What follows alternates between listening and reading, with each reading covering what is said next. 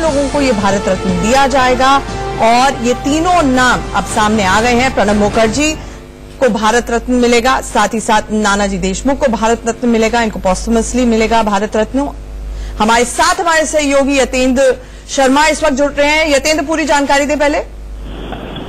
देखिए, बिल्कुल इस बार जो भारत रत्न जो देश का सर्वोच्च नागरिक सम्मान है, उसका अवार्ड पूर्व राष्ट्रपति डॉक्टर प्रणब मुखर्जी को दिया जाएगा, ये फैसला लिया है। इसके साथ ही संघ के वरिष्ठ प्रचारक रहे स्वर्गीय नानाजी देशमुख को भी मरणोपरांत भारत रत्न देने का फैसला किया गया और भूपेन हजारिका को भी भारत रत्न देने का फैसला किया गया। इस बार लोगों को ये भारत रत्न दिया जाएगा, जिसमें से डॉक्टर प्रणब मुखर्जी काफी चौंकाने वाला नाम है और जिस तरह के संबंध मोदी के साथ रहे, इसको इससे भी जोड़कर देखा जा सकता है। लेकिन उनकी जो सेवाएं भारत सरकार के लिए देश के लिए रही हैं, उसको लेकर इस बार भारत सरकार ने फैसला लिया है कि भारत रत्न का अवार्ड डॉक्टर प्रणब मुखर्जी को दिया जाएगा। इस बात का औपचारिक तौर पर भी ऐलान हो चुका है। यतेंद्र, आप इसे किस तरह से रीड करेंगे कि एक तो भारत रत्न एक ही बार में 3 लोगों को इकट्ठे दिया जाएगा, ये ऐलान सरकार का, और खास तौर से प्रणब मुखर्जी का जिस तरह से आपने जिक्र किया, इसको लेकर भी राजनीति आपको लगता है प्रतिक्रियाएं आएंगी, क्योंकि पूर्व राष्ट्रपति हैं, कांग्रेसी रह चुके हैं, लेकिन साथ ही साथ कुछ समय पहले संघ के मुख्यालय भी गए थे।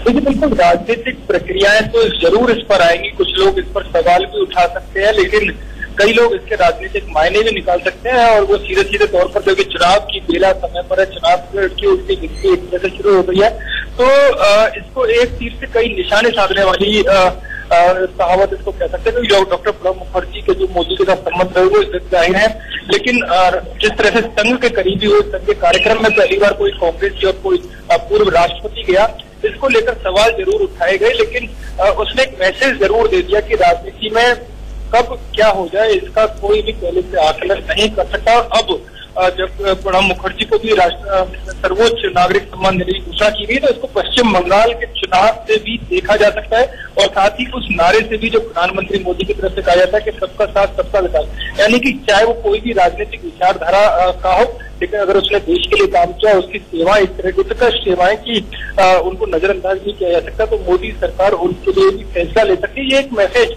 देने की यहाँ पर कोशिश की गई और जहाँ तक नानाजी देशमुख को जो दिया जा रहा है वो भी संघ को कहीं ना कहीं साधने की कोशिश है कि राम मंदिर को लेकर इस तरह की खबरें आ रही थी कि संघ कहीं ना कहीं नाराज है, तो ये उसको भी इससे जोड़कर देखा जा सकता है। अगर राजनीतिक लिहाज से देखें कि नानाजी देशमुख ने राज्यसभा सांसद रहते हुए साल कायम की थी कि 60 साल की उम्र के बाद वो राजनीति से संन्यास ले लेंगे, वो उन्होंने करके दिखाया। पहले ऐसे संघ के प्रचारक थे जो राजनीति में भी आए और एक समय सीमा उन्होंने अपने लिए निर्धारित की, दूसरों को भी मैसेज दिया और उसको खुद पर लागू भी किया और चित्रकूट में जाकर उन्होंने अपना आशियाना बनाया और चित्रकूट को आज जो समाज सेवा के तौर पर पूरे देश भर में माना जाता है, जो खुद पूर्व राष्ट्रपति डॉक्टर अब्दुल कलाम ने भी जिसकी तारीफ की थी, वो उन नानाजी देशमुख को मरणोपरांत भारत रत्न देने का फैसला देकर भी कई निशाने प्रधानमंत्री या कह सकते हैं भारत सरकार की तरफ से साधे गए, खासकर मोदी की तरफ से।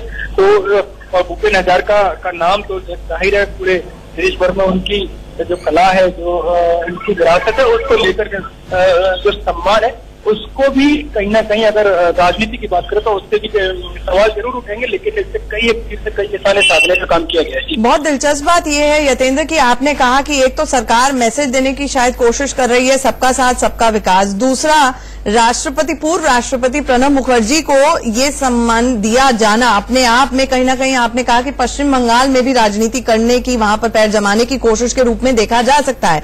ऐसे में ममता बनर्जी के रिएक्शन का और कांग्रेस के रिएक्शन का खास तौर से इंतजार किया जाए, क्योंकि पिछली बार जब वो संघ के मुख्यालय गए थे तो राजनीति इसी बात को लेकर हुई थी कि आप जा रहे हैं, इस पर समस्या नहीं है, लेकिन इसको किस तरह से भुनाया जाएगा, समस्या उस पर होगी। देखिए, बिल्कुल समस्याएं ममता बनर्जी के लिए होंगी, क्योंकि एक तरफ प्रधानमंत्री मोदी वहां पर कई रैली अभी करने वाले हैं, खुद योगी आदित्यनाथ जो हिंदुत्व के चेहरे के तौर पर जाने जाते हैं, वो भी वहां पर 2 दिन का दौरा, ताबड़तोड़ एक दौरा करेंगे 3 और 4 फरवरी को। और अब ऐसे में पूर्व राष्ट्रपति प्रणब मुखर्जी जो कि एक बड़ा चेहरा देश में तो माना जाता है, लेकिन पश्चिम बंगाल में उनका खास तौर पर प्रभाव है, तो उनको अवार्ड देकर सम्मानित करके जो फैसला लिया गया तो वो कहीं ना कहीं ममता बनर्जी को परेशान करेगा ही। और इसके साथ ही क्योंकि प्रणब मुखर्जी बड़े संभ्रांत और अगले वर्ग या पूरे कह सकते देश के एक बड़े नेता के तौर पर जाने जाते हैं, इसके साथ ही एक मथाऊ जो समुदाय, जो दलित समुदाय जो बांग्लादेश से आकर वहां पर बसा है, उसके भी बीच में मोदी 2 फरवरी को रैली करेंगे। यानी दलित के साथ साथ सारे वर्ग को साथ लेकर जो पूर्व राष्ट्रपति प्रणब मुखर्जी को सम्मान देने का फैसला किया गया है। तो कहीं ना कहीं एक राजनीतिक मैसेज है राजनीति के लिहाज से, क्योंकि चुनाव नजदीक और बंगाल में बड़ी संभावना बीजेपी देख रही है। कम से कम 22 से 25 सीटों का टारगेट इस बार लोकसभा में पश्चिम बंगाल से रखा गया है। तो बड़ा इसका प्रभाव पड़ेगा और इसका ये बिल्कुल लाजमी है कि ममता बनर्जी की जो ठीक यतेंद्र, यानी कि काफी ऑब्वियस है कि इसका एक पॉलिटिकल एंगल जरूर निकलेगा और उस पर रिएक्शंस भी आएंगे। आपसे आगे बातचीत करें उससे पहले आपको बता दें, नरेंद्र मोदी की तरफ से ट्वीट किया गया है भारत रत्न सम्मान को लेकर। प्रणब दा को उन्होंने आउटस्टैंडिंग स्टेटमेंट्स बताया है अपने वक्त का, और साथ ही राष्ट्र को लेकर जिस तरीके से सेल्फलेसली और टायरलेसली उन्होंने लंबे वक्त तक के लिए काम किया, उस पर उसको मेंशन करते हुए प्रधानमंत्री मोदी ने ट्वीट करते हुए बधाई एक तरह से दी है सर्वोच्च नागरिक सम्मान के लिए। और वहीं श्री भूपेन हजारिका के लिए भी कि उन्हें जनरेशंस तक लोगों ने काफी एडमायर किया, उन्हें काफी पसंद किया। जस्टिस, हार्मनी, ब्रदरहुड का मैसेज जो उनकी तरफ से पास किया गया, ये बात कहते हुए नरेंद्र मोदी ने बधाई भूपेन हजारिका को लेकर भी अपने ट्विटर हैंडल पर मेंशन किया। और साथ ही नानाजी देशमुख की तरफ से जो कंट्रीब्यूशन रूरल डेवलपमेंट को लेकर किया गया, उसका जिक्र करते हुए बधाई नरेंद्र मोदी ने अपने ट्विटर हैंडल पर दी है। यानी कि 3 लोग जिन्हें भारत रत्न सम्मान से नवाजा जाएगा, उन्हें बधाई देते हुए, जिसमें पूर्व राष्ट्रपति प्रणब मुखर्जी का नाम शामिल है, भूपेन हजारिका का नाम शामिल है और साथ ही प्रणब दा का नाम शामिल है। तीनों को बधाई दी नरेंद्र मोदी ने और ये ऐलान हुआ कि 3 लोगों को भारत का सर्वोच्च सम्मान जिससे नवाजा जाएगा। अच्छा यतेंद्र, ये भी आपसे जानना चाहेंगे कि पहले भारत रत्न जो इनिशियली जब शुरुआत हुई थी उसको दिया जाता था आर्ट, कल्चर, साइंस, उस श्रेणी में जो लोग आते थे, काम करते थे, उनको दिया जाता था। लेकिन over a period of time इसकी परिभाषा और जो देने के मायने हैं वो बदलते चले गए। आपसे ये जानना चाहेंगे कि इस साल 3 नामों का इकट्ठे ऐलान, इसको किस तरह से देखा जाए? देखिए, तीनों नामों का जो आप बात कर रहे हैं कि वो एक सामंजस्य बैठाने की और सभी क्षेत्रों में संतुलन बैठाने की कोशिश यहाँ पर की गई है। राजनीति की दृष्टि से देखा जाए तो प्रणब मुखर्जी का एक बड़ा नाम है, कांग्रेस के बड़े नेता रहे, देश के राष्ट्रपति रहे और मैंने जो बताया कि पश्चिम बंगाल की राजनीति से भी इसको जोड़कर देखा जाएगा तो उस लिहाज से काफी महत्वपूर्ण हो जाता है और आरोप भी न लगे कि केवल अपनी विचारधारा के लोगों को दिया जा रहा है। तो ऐसे में प्रणब मुखर्जी का चुनाव बड़े सोच समझकर भारत सरकार की तरफ से किया गया। संघ के कार्यक्रम में भी वो जा चुके हैं, तो ऐसे में संघ की तरफ से कोई आपत्ति नहीं इस फैसले पर उठाई जाएगी। और साथ ही समाज सेवा के तौर पर नानाजी देशमुख, जिनकी खुद प्रशंसा डॉक्टर अब्दुल कलाम कर चुके हैं, तो इस तरह से इन लोगों को लिया गया। और कला साहित्य का जो क्षेत्र है उससे भूपेन हजारिका जो उनकी कला के सारे पूरे देश जिसका दीवाना है, जिसकी प्रशंसा हर कोई करता है, तो इन सभी क्षेत्रों को आपस में जोड़कर जिस पर कोई सवाल ना उठा सके, इन सबको ध्यान में रखते हुए ये तीनों नामों को आगे करके उनको भारत रत्न देने का फैसला किया गया है। अच्छा यतेंद्र, हम कहेंगे कि हम आपसे ये जानना चाह रहे हैं कि 3 नामों का इकट्ठे ऐलान, अमूमन जब भारत रत्न दिया जाता है तो एक शख्स को दिया जाता है उस साल का, जब भी दिया जाता है, ऐसे में 3 नामों का इकट्ठे ऐलान, क्या इसमें भी हमें कोई मायने निकालने चाहिए? क्योंकि बिल्कुल मायने निकाले जा सकते हैं और निकाले भी जाएंगे जब इस तरह का फैसला लिया गया और एक साथ 3 लोगों को भारत रत्न जैसे बड़े नागरिक सम्मान समारोह का जो अवार्ड है वो देने का फैसला किया गया। तो साफ तौर पर जैसे मैं आपको बता रहा हूँ, पश्चिम बंगाल से जोड़कर क्योंकि लोकसभा चुनाव है, तो ऐसे में सबको खुश रखने की कोई इस पर उंगली ना उठाए, तो उस तरह से इस फैसले को लिया गया। क्योंकि एक एंगल ये भी इसमें हो सकता है कि जो गठबंधन और महागठबंधन जो अलग अलग राज्यों में स्वरूप ले रहा है, तो जहां नुकसान होता हुआ दिखाई दे रहा है, तो उसकी भरपाई कहीं ना कहीं करनी है और भरपाई राजनीतिक मैसेज देकर ही की जाती है, एक मैसेज दिया जाता है। तो उसमें जो मैंने अभी आपको बता भी रहा हूँ कि पश्चिम बंगाल को एक बड़ी जमीन के तौर पर अपने लिए जो फसल काटने वाली जमीन है उसके तौर पर बीजेपी देख रही है। तो पश्चिम बंगाल में इस तरह का चेहरा लाना था कि बीजेपी मैसेज देगी कि वहाँ का ध्यान, बीजेपी वहाँ की भावनाओं का सम्मान करती है। तो ऐसे प्रणब मुखर्जी से बड़ा नाम कोई हो ही नहीं सकता था। और ऐसी भूपेन हजारिका जो अपने क्षेत्र में तो काफी लोकप्रिय रही है, देश में भी उनका नाम है, तो नॉर्थ ईस्ट को भी समेटने की वहां पर कोशिश की गई है। और तीसरा नाम जो संदिग्ध मैं बार बार कह रहा हूँ कि राम मंदिर को लेकर या समाज सेवा में भी एक नाम होना चाहिए, वरिष्ठ प्रचारक के तौर पर नानाजी देशमुख की एक बड़ी पहचान रही है। तो इस वजह से इसको राजनीतिक लिहाज से देखें तो कहीं बिल्कुल फिट होने की कोशिश की गई कि जहां नुकसान यूपी और महाराष्ट्र में होता हुआ दिखाई दे रहा है वो पश्चिम बंगाल और नॉर्थ ईस्ट जैसी जगहों से उसकी भरपाई की जा सके, तो इसके इस तरह से मायने निकाले जा सकते हैं। भरत पाठक जी इस वक्त हमारे साथ तो आप बने रहिए। भरत पाठक जी इस वक्त हमारे साथ फोन लाइन पर जुड़ रहे हैं। ये दीनदयाल संस्थान में रहे हैं, इनका लंबा कार्यकाल रहा है। भरत पाठक जी, नानाजी देशमुख को इस साल भारत रत्न से नवाजा जा रहा है, पॉस्टमसली ये उनको दिया जा रहा है, देश का सबसे सर्वोच्च नागरिक सम्मान। आप इसे किस तरह से देखते हैं? हम इसको देखते हैं कि गांव के लिए समर्पित ये सम्मान है, ग्रामवासियों की खुशहाली के लिए नानाजी ने पूरा जीवन दिया और ये सम्मान गांव के लिए है, ग्रामवासियों की खुशहाली के लिए है।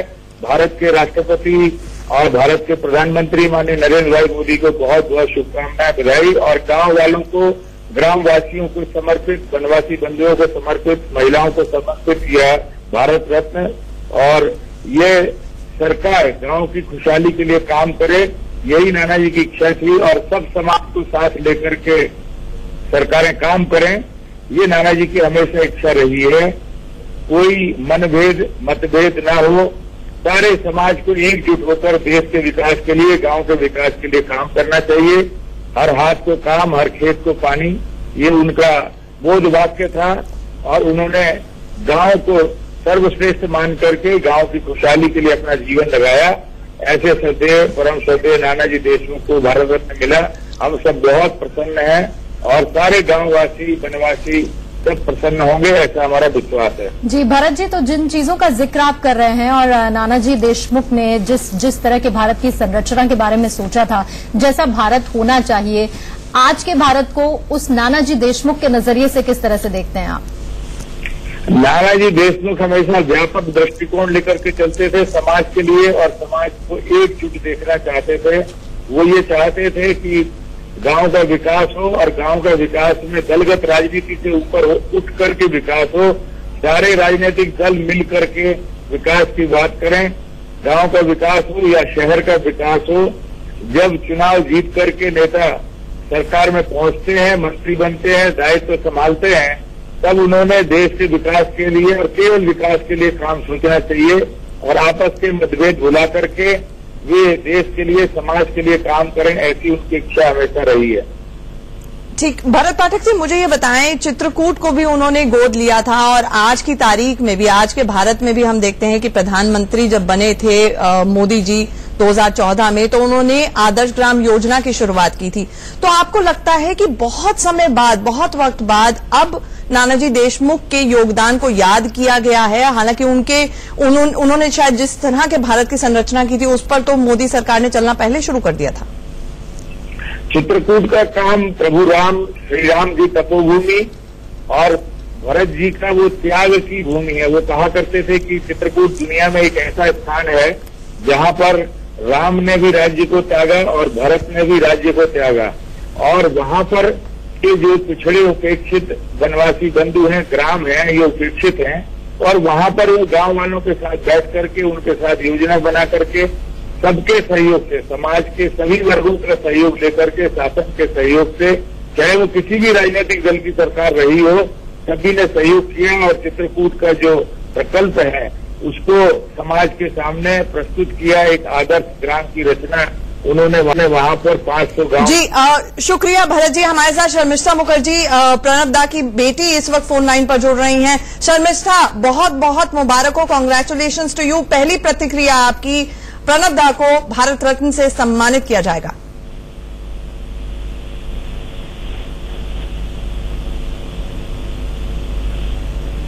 शर्मिष्ठा, क्या आप हमें सुन पा रही हैं?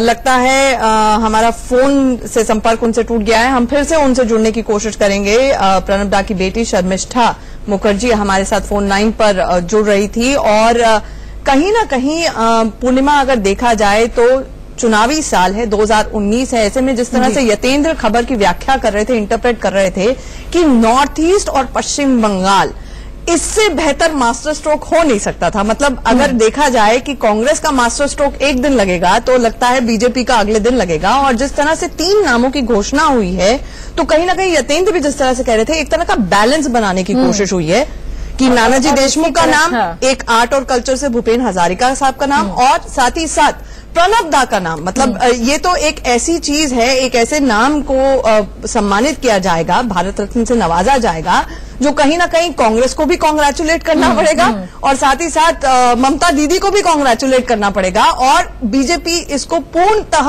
भुनाने की कोशिश भी करेगी। बिल्कुल करेगी। और उसी तरीके के रिएक्शंस जो अभी हिमाचल कह रहे हैं, यतेंद्र जो कह रहे थे, सोशल मीडिया पर भी आने शुरू हो गए हैं कि ये मास्टर स्ट्रोक है और बैक टू बैक इस तरह का पार्टीज की तरफ से आना, और अब बीजेपी की तरफ से। लेकिन इसके साथ ही 2008 का भी हमें जिक्र करना होगा। सर्वोच्च नागरिक पुरस्कार पद्म विभूषण से नवाजा प्रणब मुखर्जी को पहले ही जा चुका है, और अब भारत रत्न सम्मान उन्हें दिया जाएगा। और उसके साथ ही भूपेन हजारिका, नानाजी देशमुख, इनके नाम का भी ऐलान हुआ है। तो ऐसे में 3 नाम आना एक साथ, जिसके मायने यतेंद्र अभी निकाल रहे थे, और उस पर रिएक्शंस का बस लेकिन इंतजार जरूर रहेगा। आंचल, हालांकि इस दौरान सूत्रों के हवाले से कहीं से ये खबरें छन कर जरूर आ रही हैं कि प्रधानमंत्री नरेंद्र मोदी ने खुद फोन करके प्रणब दा को इस बात की जानकारी दी है, मुबारकबाद दी है, और कहा है कि इस साल उन्हें भारत रत्न से नवाजा जाएगा। इसकी पुष्टि नहीं हुई है, लेकिन इस तरह की खबरें अभी आ रही हैं अलग अलग सूत्रों के हवाले से। तो इस वक्त की बड़ी खबर अपने दर्शकों को जो हमारे साथ अभी जुड़ रहे हैं बता दें कि इस साल 3 हस्तियों को भारत रत्न से नवाजा जाएगा, जिनमें पूर्व राष्ट्रपति प्रणब मुखर्जी, भूपेन हजारिका और नानाजी देशमुख शामिल हैं। मरणोपरांत ये अवार्ड दिया जाएगा, भारत रत्न दिया जाएगा नानाजी देशमुख को और भूपेन हजारिका को। प्रणब दा को खुद फोन करके सूचित इस बाबत प्रधानमंत्री नरेंद्र मोदी ने किया है। इस तरह की खबरें छन कर आ रही हैं। वो 13वें राष्ट्रपति के रूप में पद और गोपनीयता की उन्होंने शपथ दी थी, और हाल फिलहाल में जो सबसे बड़ा विवाद हुआ था वो हुआ था जब वो आरएसएस के मुख्यालय गए थे। कांग्रेस ये बात पचा नहीं पाई थी। हालांकि वहां पर जाकर एक तरह से लोकतंत्र को और भारत के संविधान की जो परिभाषाएं हैं और जो ग्राउंड रियलिटीज हैं आजकल के जमाने में, वो प्रणब दा ने वो संदेश देने की कोशिश की थी। क्यों ये जो हस्तियां किस तरह की रही। नानाजी देशमुख की हम बात कर रहे हैं, राष्ट्रीय स्वयंसेवक संघ से जुड़े रहे हैं नानाजी देशमुख हमेशा से, और कहते हैं कि एक्स्ट्रा ऑर्डिनरी काम जिन्होंने किया हो उन्हें सर्वोच्च सम्मान से नवाजा जाता है। तो आरएसएस से वो जुड़े रहे हैं, और प्रणब दा को समय के बेहतरीन राजनेता के तौर पर बताते हुए प्रधानमंत्री मोदी ने ट्वीट भी किया, और जैसे कि आप बता रही हैं कि उनको फोन कर कांग्रेचुलेट भी किया। एक अपुष्ट खबरें जो सामने आ रही हैं। तो कुल मिला के 3 नाम सामने आ चुके हैं। एक बार आपको फिर से बता दें, इस वक्त की बड़ी खबर यही है, प्रणब मुखर्जी को भारत रत्न सम्मान से नवाजा जाएगा। वहीं दूसरी तरफ नानाजी देशमुख और भूपेन हजारिका को भी मरणोपरांत भारत रत्न देने की घोषणा की गई है। हम यहाँ पर एक छोटे से ब्रेक के लिए रुक रहे हैं। खबरों का सिलसिला लगातार जारी है। इस बड़ी खबर पर हमारी नजर बनी हुई है।